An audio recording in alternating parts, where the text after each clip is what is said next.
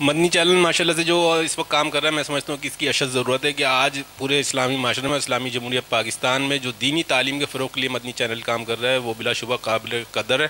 اور جو آج ہم اپنے بچوں کو دینی تعلیم سے جس طرح دور ہوتے جا رہے ہیں، جو میڈیا کا دور ہے، جو الیکٹرانک اور پرنٹ میڈیا کا دور ہے، اس میں ہمارے بچے تعلیم سے دور ہوتے جا رہے ہیں۔ میں اکثر جہاں گفتگو کرتا ہوں، جہاں مجھے موقع ملتا ہے، میں کہتا ہوں کہ ہم اپنے بچوں کو جو قرآن شریف کی تعلیمات دے رہے ہوتے ہیں تو بچوں سے جب پوچھا جاتا ہے کہ بیٹا کون سا سپارہ پڑھ رہا ہے، تو سپارے کا نمبر بتا دے کہ میں 15واں پڑھ رہا ہوں، 17واں پڑھ رہا ہوں، 18واں پڑھ رہا ہوں، 25واں پڑھ رہا ہوں، جو بھی پڑھ رہا ہوں۔ لیکن بڑا افسوس ہوتا ہے اس وقت کہ جب ہماری اپنی بچوں کو اس سپارے کا نام تک نہیں پتہ ہوتا کہ ہاں بھی میں واقترب پڑھ رہا ہوں، قد افلح پڑھ رہا ہوں، وقال الذین پڑھ رہا ہوں، جو بھی پڑھ رہا ہوں، اس سپارے کا نام بھی نہیں ہوتا۔ یہ ہمیں بیسک تعلیمات جو ہے یہ والدین کا فرض ہے کہ جہاں ہم اپنے بچوں کو سونے کے نوالا کھلانے کی کوشش کرتے ہیں،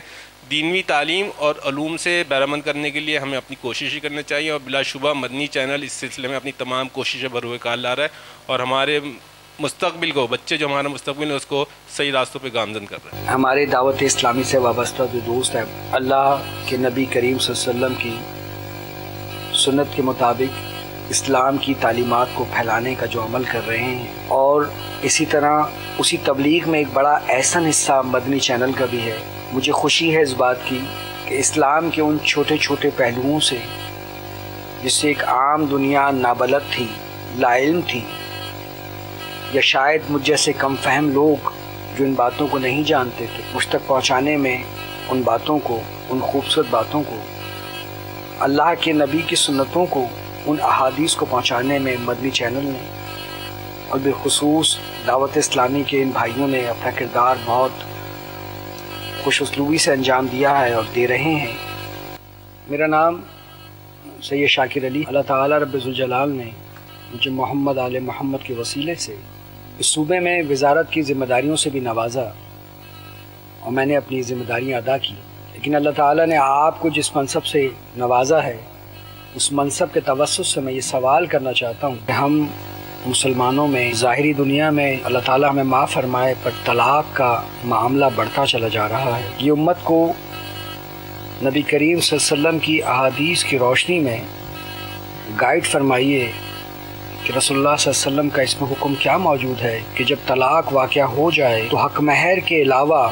جو کہ عورت کو دینا واجب ہے، لازم ہے، وہ تحائف جو عورت کے حصے میں آتے ہیں یا شادی کے موقع پر دیے جاتے ہیں، اس پہ کیا اس متعلقہ کا حق ہے یا نہیں ہے؟ کیونکہ عموماً یہ تحفے تحائف بالخصوص رشتوں کے ختم ہونے کے بعد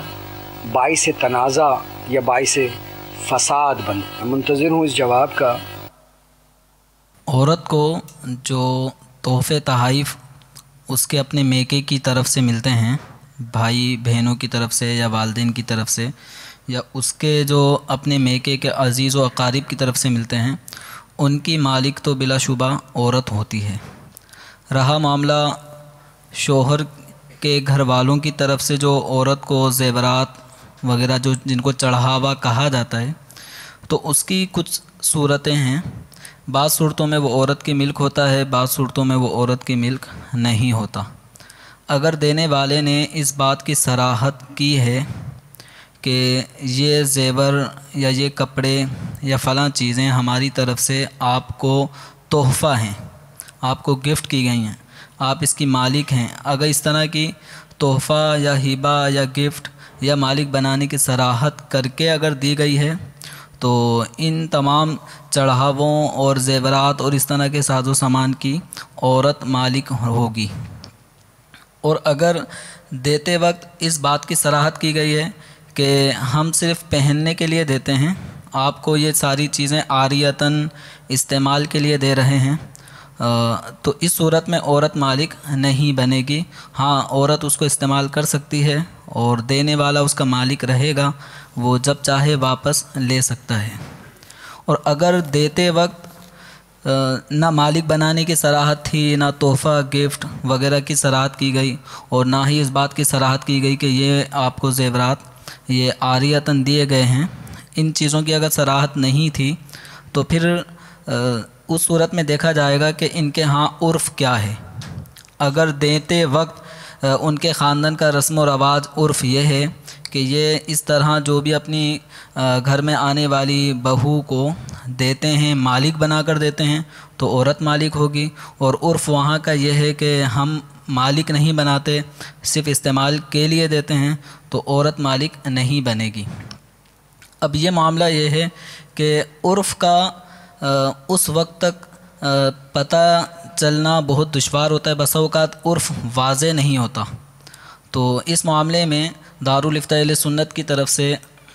یہ باقاعدہ ایک تفصیلی فتویٰ خاص طور پہ برادری کے جو انجمنیں ہوتی ہیں ان کے لیے لکھا گیا تھا کہ جن جگہوں پر برادری سسٹم ہے جہاں پہ باقاعدہ طلاق ہونے کے بعد وہ مسائل برادری میں حل ہوتے ہیں اور زیورات اور چڑھاوے کے حوالے سے باقاعدہ یہ جھگڑے پہنچتے ہیں کہ ان کا کون مالک ہے کون نہیں ہے، تو اس میں رہنمائی کی گئی تھی کہ چونکہ طلاق ہونے کے بعد پھر لڑکی والے بھی لڑکے والے بھی دونوں یہی چاہتے ہیں کہ یہ ساری چیزیں ہمارے پاس ہی آ جائیں، تو دیتے وقت کوئی ایسا قانون بنا لیا جائے کہ دینے والا صراحت کر دے۔ اب دیتے وقت کوئی بات واضح نہیں ہوتی، اور طلاق ہونے سے پہلے اب اگر نکاح ہونے کے بعد 20 سال تک وہ رشتہ چلتا ہے تو 20 سال تک پوچھا نہیں جاتا کہ یہ زیور کس کی ملک ہے، اور دینے والے کو 20 سال تک یہ بھی خیال نہیں آتا کہ یہ زیور میں نے بہو کو یا اپنی بھابھی کو یا اس کو دیا ہے، آیا میں نے مالک بنا کر دیا ہے یا استعمال کے لیے دیا ہے۔ اگر مالک بنا کر دے دیا تو عورت مالک ہوگی، اور زکوٰۃ وغیرہ کے جو بھی احکام ہوں گے وہ عورت سے متعلق ہوں گے، اور اگر مالک نہیں بنایا صرف استعمال کے لیے دیا ہے تو پھر اس زیور کی زکوٰۃ دینے والے کے پاس اگر اور مال موجود ہو تو پھر ان زیورات کو بھی مال زکوٰۃ میں شامل کرنا ہوگا۔ اسی طریقے سے حج کی فرضیت کے حوالے سے بھی مسائل ہوں گے کہ آیا ان زیورات کی بنا پر عورت کے اوپر حج فرض ہوگا یا نہیں ہوگا، یا جس نے تحفہ دیا ہے عورت کو اگر مالک نہیں بنایا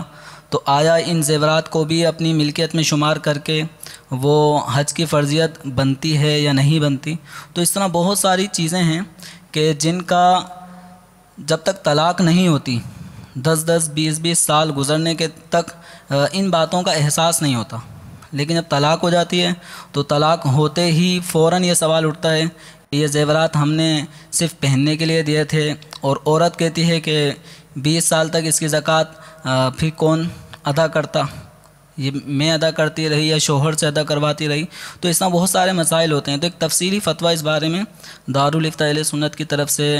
لکھا گیا تھا، جو باقاعدہ برادری کی طرف پہنچایا بھی گیا تھا انجمنوں کے تک، کہ اس کے اندر یہ رہنمائی کی گئی تھی کہ آپ جہاں ایک ایک چیز جہیز کی طرف جہیز کے ساز و سامان میں جو دی جاتی ہیں ایک ایک چیز لکھی جاتی ہے، تو وہیں پر ان باتوں کو بھی نکاح سے پہلے ہی طے کر لیں کہ لڑکی کو جو کچھ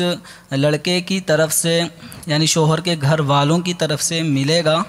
تو وہ آیا لڑکی کو مالک بنا کر دیا جائے گا یا عاریتاً صرف استعمال کے لیے دیا جائے گا۔ تو ان چیزوں کی اگر صراحت ہو جائے گی تو بہت سارے احکام شرع میں عمل کرنے کے حوالے سے بھی جو پیچیدگیاں پیدا ہوتی ہیں، جن کی طرف ابھی اشارہ کیا کہ ان زیورات کی زکوٰۃ کون دے گا، اسی طرح ان زیورات کی وجہ سے کیا عورت شریف فقیر رہی یا وہ غنیہ شمار ہوگی، ایسی دینے والا آیا وہ یہ زیور دے کر اب اس کی ملک سے نکل گیا یا نہیں نکلا، تو بہت سارے مسائل ہیں جن کا حل ہو جائے گا۔ تو ان سب چیزوں کے لیے دارالفتاء اہل سنت سے یہ ایک تفصیلی فتویٰ ہے، اگر یہ فتویٰ حاصل کر لیں تو انشاءاللہ بہت فائدہ ہوگا۔ احادیث مبارکہ میں طلاق کی ناپسندیدگی کا بیان واضح طور پہ کیا گیا ہے کہ حلال چیزوں میں اللہ تبارک و تعالیٰ کے نزدیک سب سے زیادہ ناپسندیدہ چیز طلاق ہے۔ اب جب طلاق واقع ہوتی ہے تو اس کا اثر صرف مرد اور عورت پر نہیں پڑتا بلکہ دونوں خاندان پر اس کا بہت برا اثر پڑتا ہے اور قطع تعلقی تک نوبتیں پہنچتی ہیں۔ بس اوقات بہنیں آپس میں ایک دوسرے کے بچوں کا نکاح کرتی ہیں، ایک بہن کا بیٹا دوسرے کی بیٹی، اسی طرح بھائی بہن اپنی اولادوں کا آپس میں نکاح کرتے ہیں، تو مرد عورت کا نکاح ختم ہو کر صرف ان دو پر اس کا اثر نہیں پڑتا، بھائی بہنوں پر اثر پڑتا ہے۔ پھر اگر بچے اولاد پیدا ہو تو اولاد کے مستقبل یہ داؤ پہ لگ جاتے ہیں، بچے کے مستقبل سے گویا فریقین اپنی جہالت کی بنا پہ کھیل رہے ہوتے ہیں، بچے کا مستقبل داؤ پہ لگ جاتا ہے۔ اب بچے کو باپ سے نہیں دیا جاتا، اسی طرح باپ کو بھی بہت حد تک ستایا جاتا ہے، اگر باپ کے پاس بچے ہوں تو ادھر ماں کو رلایا جاتا ہے۔ تو اس طرح بہت سارے معاملات ہمارے معاشرے میں ایسے ہیں کہ جس میں طلاق واقع ہونے کے بعد بہت دور تک اس کے اثرات مرتب ہوتے ہیں۔ دارالافتاء اہل سنت میں ایک کیس اس نوعیت کا آیا تھا کہ جس میں 3 طلاقیں واقع ہو چکی تھیں، اور لڑکی کا باپ اور لڑکی اس وقت حمل سے بھی تھی، بچی کی پیدائش جب ہو گئی تو لڑکی کے باپ نے وہ نو مولود بچی کو اس کے باپ کے حوالے کروا دیا کہ اب ہمیں تیری نشانی بھی نہیں چاہیے، یہ کہہ کر وہ نو مولود بچی کو اس کے باپ کے حوالے کر دیا، اور ماں جو ابھی بچی کو دیکھنا چاہتی تھی اس کو اس کی شفقتوں سے محروم رکھا، یہاں تک کہ وہ ماں اپنی اس نوزائیدہ بچی کو دیکھ بھی نہیں پائی، اور خبر یہ ہے جو ہمیں بعد میں موصول ہوئی دارالافتاء میں کہ وہ ماں اتنی روتی رہی کہ اس کی آنکھیں ضائع ہو گئیں۔ تو یہ طلاق کا ایک اثر یہ ہے کہ اب یہ جو سسر تھا، لڑکی کا جو باپ تھا، تو اس کی یہ حماقت کہیں کہ اس نے اپنی بچی کا وہ بھلا کیا کیا، اس کا ہی نقصان کر دیا، کہ اپنی نواسی کو اپنی بچی کی پرورش میں رہنے نہیں دیا، صرف اس بنا پر کہ اس فلاں کی نشانی بھی ہمارے یہاں نہ رہے، معاذ اللہ۔ اللہ تعالی ہماری اصلاح کا سامان فرمائے، ہماری قوم کو ہدایت دے۔ صلو علی الحبیب۔